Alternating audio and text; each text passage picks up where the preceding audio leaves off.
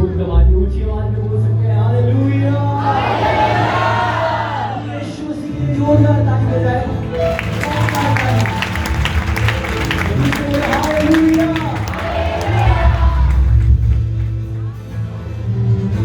और मैं जनाब का धन्यवाद करता हूँ कि परमेश्वर ने फिर से हमें मौका दिया कि हम उसकी आराधना करें।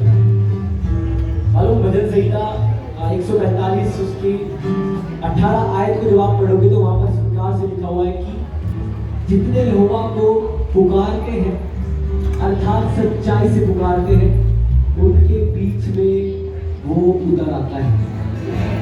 कितने लोग विश्वास करते हैं कि परमेश्वर हमारे बीच में विराजमान है?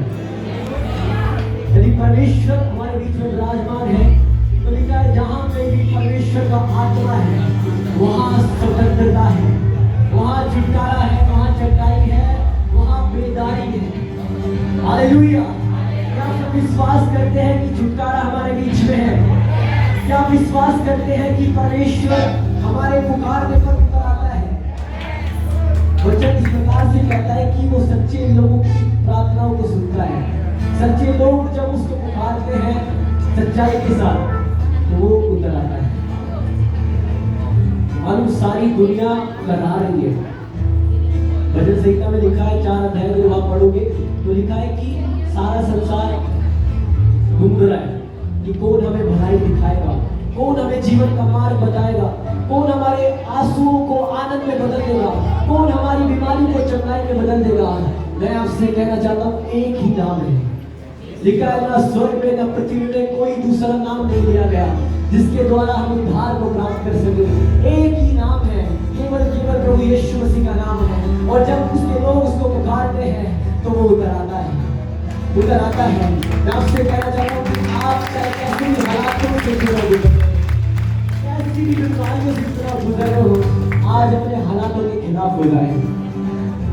अपनी चिंताओं को, अपनी समस्याओं को पीछे छोड़ दे और जीवित परमेश्वर की ओर अपनी आंखों को उठाकर उसकी आराधना करें, क्योंकि आराधना में है छुटकारा। हालात आपको रोक नहीं सकते, शैतान रोक रहा है। हो सकता है कि आपको नींद आ रही हो सकता है कि आपको लग रहा हो कि अभी कोई आ रहा है, कोई आ रहा है आराधना करने के लिए। मैं आपसे कहना चाहता हूँ हम जिस परमेश्वर की आराधना करते हैं वो जिंदा परमेश्वर है। वो स्वर्ग छोड़कर अपने लोगों की पुकारने पर उतर आता है। वो सर्वव्यापी परमेश्वर है, वो हर जगह मौजूद हो जाता है जब उसके लोग सच्चाई के साथ बेटा वो भारी रूप को नहीं देखता।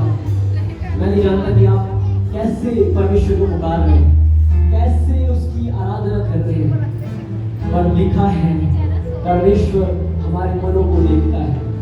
वो जानता है कि हम कैसे उसकी आराधना कर रहे हैं।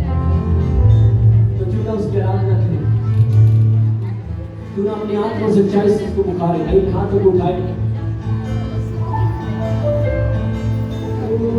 धन्यवाद करें परमेश्वर का।